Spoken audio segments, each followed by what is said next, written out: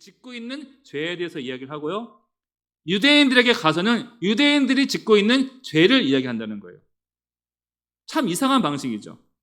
서로 간에 문제가 있고 갈등이 있고 차이가 있습니다. 그런데 이 갈등에 대해서 이건 네가 잘했고 이건 네가 못했고 이것을 편들어 주는 것이 아니라 이해시켜 주지도 않고 오히려 하나님의 말씀을 저울 삼아서 당신들이 얼마나 죄인인지를 아십니까? 라고 죄의 목록을 꺼낸다는 거예요. 이게 로마서 1장부터 3장까지 기록되어진 내용이죠. 마치 이런 겁니다. 요한복음 8장에서 사람들이 가늠한 여인을 잡아다가 예수님 앞에 앉혀놓죠. 그리고 예수님을 시험하듯이 이 여인을 어떻게 해야 됩니까? 이때 예수님께서 뭐라고 말씀하십니까? 너희 중에 죄가 없는 사람이 이 여인을 돌로 치라. 지금 바울의 이 선택과 결정이 예수님과 똑 닮아 있는 거예요. 그리고 우리 인생과 똑같이 적용할 수 있습니다.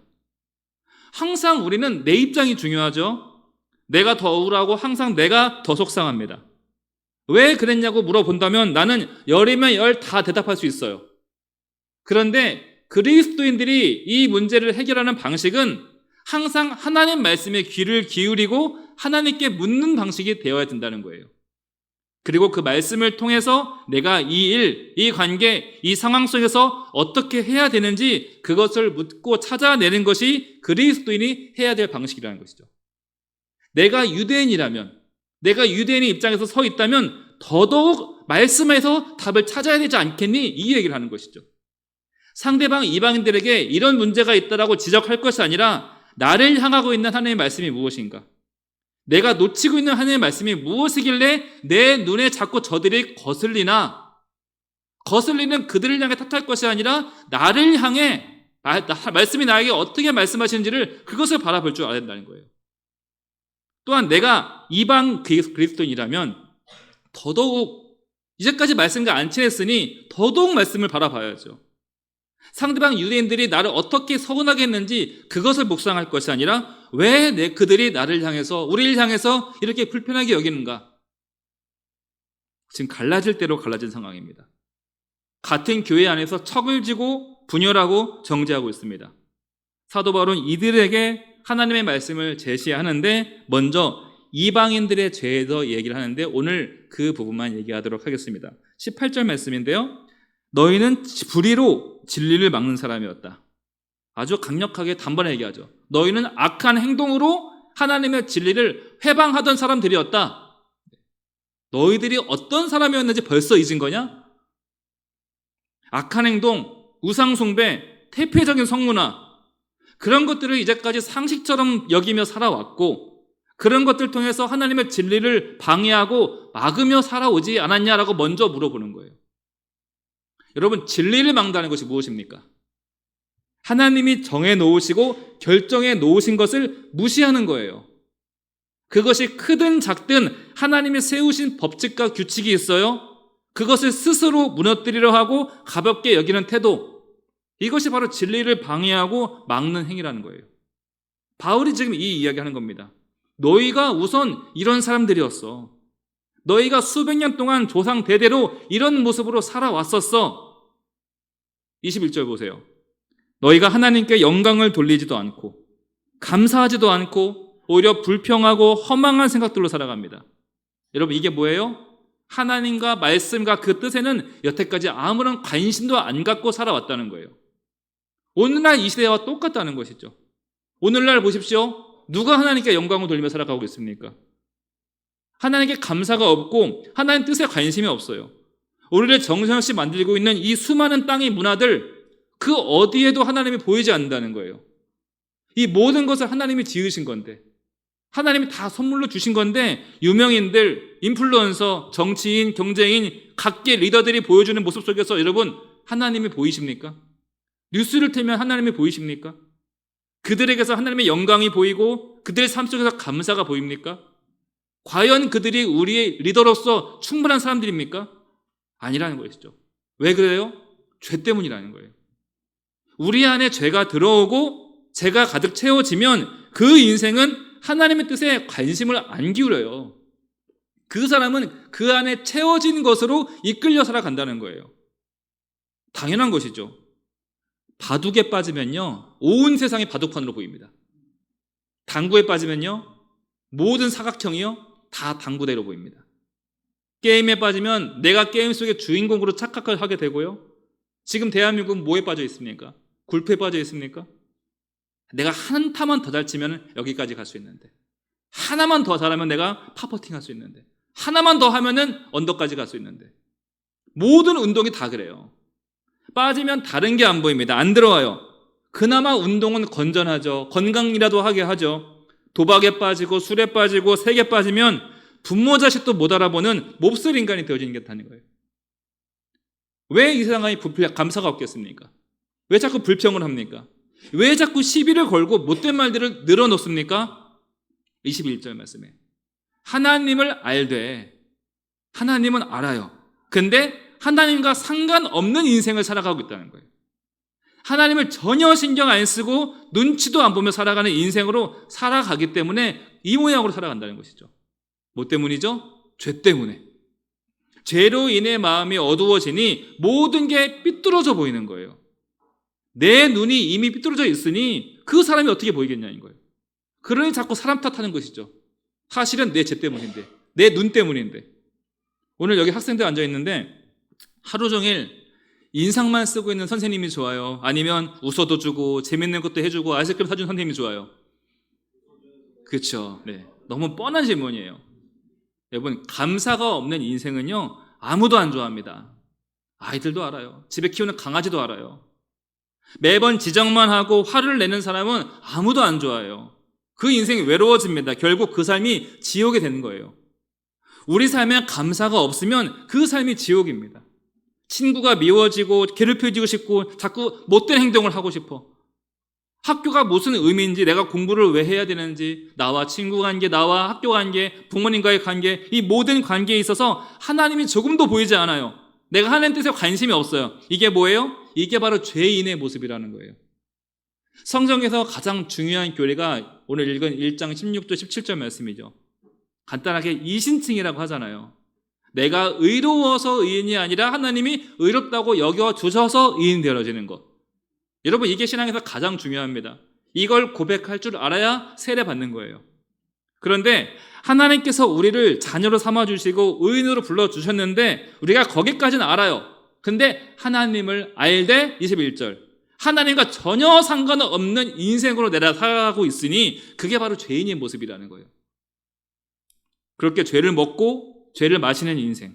그러니 그 인생 어떻게 되겠습니까? 결과가 뻔하죠. 그래서 여러분들에게 어린 시절에, 청년 시절에, 학생 시절에 절대로 하나님 벗어나지 말라고 강조하는 거예요. 지금 벗어나면요 나중에 못 돌아옵니다. 돌아오지 못해요. 지금 하나님 떠나면 죄로 사로잡혀서 절대로 죄가 여러분들을 놔주지 않습니다. 그래서 부모님들이, 선생님들이 할 수 있는 대로 제발 예배 잘 들어라, 하나님 잘 믿어라. 우리 학생들 예배 잘 드리시기 바랍니다. 그리고 이방인들이 기억해야 될 세 번째는요 23절 말씀이죠. 우상을 섬기는 겁니다. 우상 숭배가 뭐겠습니까? 하나 쓰잘데없는 것에 기대하며 살아가는 것이죠. 하나 영양가 없는 거에 내 삶에 쏟아붓는 거예요. 왜 의미 없는 것에 너희 인생을 낭비하느냐? 그 결과가 무엇입니까?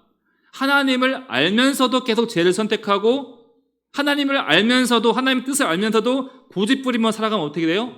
24절 말씀에 내버려 두심까지 간다는 거예요. 성경에 기록된 가장 큰 징계, 가장 큰 저주, 바로 내버려 두심까지 갈 수 있다는 거예요. 우리가 사람이니까, 죄인이니까 실수합니다. 넘어질 수 있습니다. 하나님은 오래 참으셔서 끝까지 기다리십니다. 그런데 또한 그 중간에 성령님께서 너 그만 멈춰라, 너 그 입술 닫아라, 반드시 개입하신다는 거예요. 그럼에도 불구하고 그것을 소리를 무시하고 계속해서 반복하고 의도적으로 같은 죄를 선택하면 어떻게 됩니까? 내버려 두신다는 거예요. 그래서 교회 수십 년 다니고 있지만 계속 못된 말을 지어내고 꿰어내고 악한 선택만 한 사람들 정말 위험한 지경까지 간 겁니다. 이미 내버려 두신까지 갈랑말랑한 거예요. 얼마나 말씀이 그 사람을 그동안 찔렀겠어요. 성령이 친히 개입하셔서 수시로 간섭했습니다. 주변에서도 그만 좀 해, 그 입 닫아, 얼마나 많이 했겠어요. 그럼에도 불구하고 그 모든 개입을 거절하고 불순종을 선택하고 죄를 선택한 그 인생이 마주하게 된 결과는 가장 처참한 내버려 두심까지 간다는 거예요. 하나님이 내버려 두시면 어떻게 됩니까? 끝나는 거죠. 쉽게 말해서 나는 하나님 말씀에 귀 안 닫겠다. 그러면 하나님도 그래 오케이 하신다는 거예요. 거꾸로 생각해 보세요. 성경에서 말하는 가장 큰 복이 무엇입니까? 제가 지난 수요일날 수십 번 강조했죠. 하나님의 간섭입니다. 하나님이 작정하시고 개입하셔서 우리 인생을 이끌어가는 게 가장 큰 복입니다. 우리 인생을 복의 자리로 억지로 몰아가시고 이끌어가시는 그 간섭, 그것이 우리 인생 최고의 행복이라는 거예요. 여러분 기억하십시오. 복 중에 복은 하나님의 간섭입니다. 여러분을 찌르는 말씀이 있을 거예요. 기도할 때마다 자꾸 내 마음을 거스리는 무언가가 있을 겁니다. 성령님께서 계속 개입하시고 내 마음을 간섭하시고 자극하셔서 너 그러지 마라, 그러면 안 된다, 이 말씀이 있을 거예요. 그 순간이 바로 복의 순간이라는 거예요. 그 순간이 복이 엄청나게 임한 그 순간이라는 거예요. 왜 그렇습니까? 만약 그 간섭이 없으면요, 그 개입이 없으면 바로 낭떠러지니까. 그 간섭에 지금 나를 붙잡고 있다는 거예요. 그래서 하나님께서 나를 가를 향해서 잔소리를 해주시고 내 양심을 찌르는 것, 우리가 거짓말했을 때, 우리의 악한 행동과 말을 했을 때, 우리가 다른 사람을 괴롭혔을 때 도리어 나를 괴롭게 하시는 하나님의 그 말씀, 그 세세한 간섭이 우리를 살리고 생명으로 이끌어 주신다는 거예요. 저 우리 백각교회 공동체가 아침마다 성경을 보시고 기도할 때마다, 또한 이렇게 모여서 예배 드릴 때마다 하나님의 간섭의 소리가 들리길 축복합니다. 그래서 제가 주님 앞에서 낱낱이 꺼내지기를 축복합니다. 우리가 숨어서는 얼마든지 죄를 지을 수 있어요. 남들을 안 보는 데 앞에서 얼마나 못된 행동도 못된 말을 할 수 있습니까? 지금 학생들 이제 성장하고 어른 되면 내가 짓는 죄는 내가 책임지게 되죠. 나 외에는 아무도 몰라요. 부모님도 모르고 선생님도 몰라요. 누구도 간섭을 안 해요. 그때부터 위험해진다는 거예요. 그게 무서운 거예요. 죄에 대해서 무방비 상태가 되어지는 것. 그래서 우리에게 가장 필요한 것은요, 때마다 시기마다 찾아오셔서 나를 참여하시고 내 인생에 개입하시는 하나님의 그 간섭, 그것이 내 인생의 최고의 행복이라는 거예요. 지금 여러분, 내가 지금 낭떠러지에서 약한 밧줄 하나 매달 때 생각해 보세요. 그 사람에게 그 순간에 가장 큰 복이 무엇이겠습니까? 최고로 행복한 자리가 어디겠어요? 두말할 거 없어요. 초고층의 높은 빌딩이겠습니까? 아니죠. 안전한 평평한 장소. 우리가 꼭 높은 곳에 올라가고 많이 누려야 복이 아닙니다. 우리가 높은 곳에 살고 있어도 밤새 잠이 안 와서 지옥처럼 살아간다면, 밤마다 약에 의존해서 살아간다면 그것이 어떻게 행복한 인생을 할 수 있겠습니까? 세상 사람들 말하죠. 잠 한 번 푹 자는 게 소원이 없겠다. 지금도 정신병원들, 동네에 있는 정신과 의원들, 사람들 메어 터집니다. 약 받으려고. 잠을 못 자서, 마음이 두근거리고 힘들어서. 돈이 아무리 많아도 지금 병원에 가면요, 산소 호흡기 쓰고 오늘 내일 하시는 분들 너무나 많이 있잖아요. 1,000만 원짜리 밍크 코트 옷장에 있지만, 3,000만 원짜리 롤렉스 시계가 있지만 철장에 갇혀서 죄수복 입고 있는 사람들 너무나 많이 있다는 거예요. 그런 사람들에게 당신에게 진짜 최고의 복이 무엇입니까? 물어보면 뭐라고 대답하겠어요? 아주 최고의 정답을 얘기합니다. 그러나 이미 다 놓친 후에 깨달으면 늦는다는 거예요. 여러분, 내 인생에 하나님이 간섭을 주실 때 그 간섭을 받는 여러분 되시길 바랍니다. 성령께서 찾아오셔서 내 마음을 찌르고 조언하실 때, 감동 주실 때 그 감동에 순종하는 것이 최고의 행복이라는 것이죠. 그 개입을 기뻐하는 저와 여러분 되시길 축복합니다. 여러분 생각해 보세요. 전능하신 하나님께서 어떻게 나 같은 존재에게 찾아오셔서 간섭을 하세요? 정말로 행복한 거 아닙니까? 나 같은 사람에게 신경 써주시고 오셔서 간섭해 주시고 조언해 주시고 얼마나 큰 축복입니까? 서울에서도 유명한 감정 코칭 불러서 1시간 강의 듣는데 1,000만 원 내고 수업 들어야 됩니다. 1시간 강의에. 어떤 마인드 컨트롤 강의는 한 사람당 3,000만 원짜리 강의도 있습니다.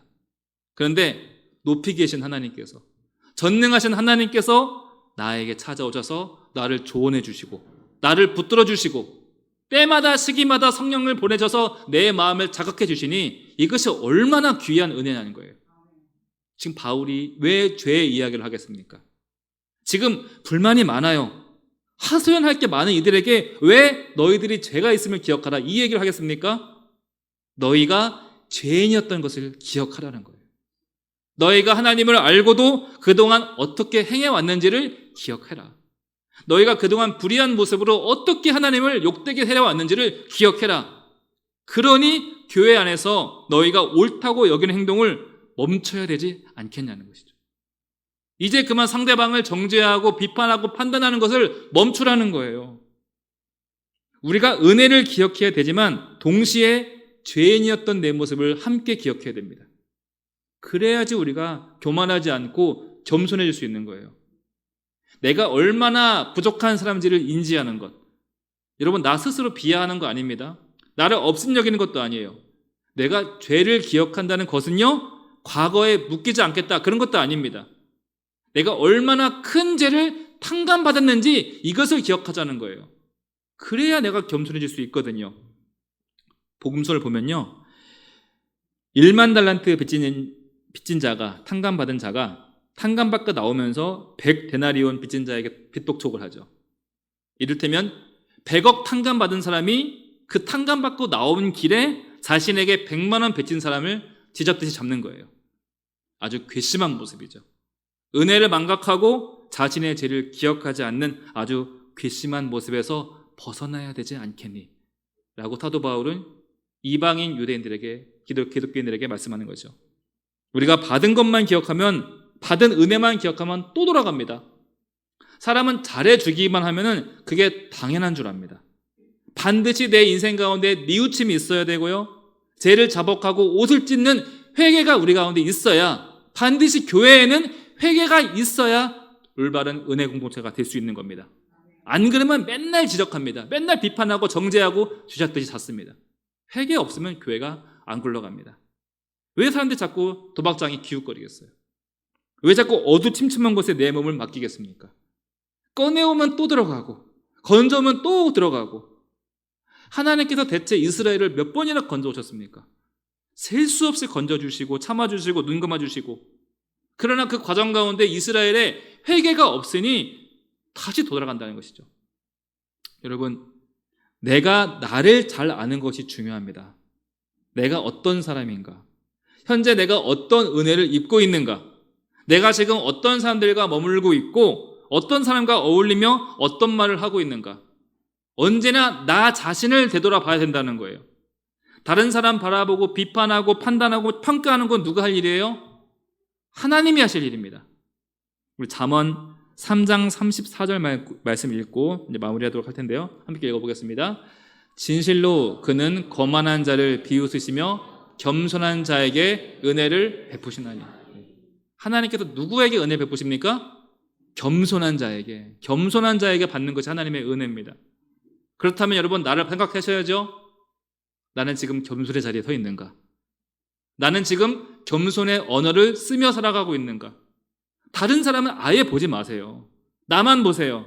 내가 지금 다른 사람 인생 신경 쓸 틈이 없습니다. 내가 더 심각해요. 겸손한 자에게 베푸시는 하나님의 은혜, 거만한 자에게 베푸시는 하나님의 심판과 저주, 이 둘 사이에서 오직 하나님의 은혜만 선택하는 저와 여러분 되시길 축복합니다. 기도하겠습니다.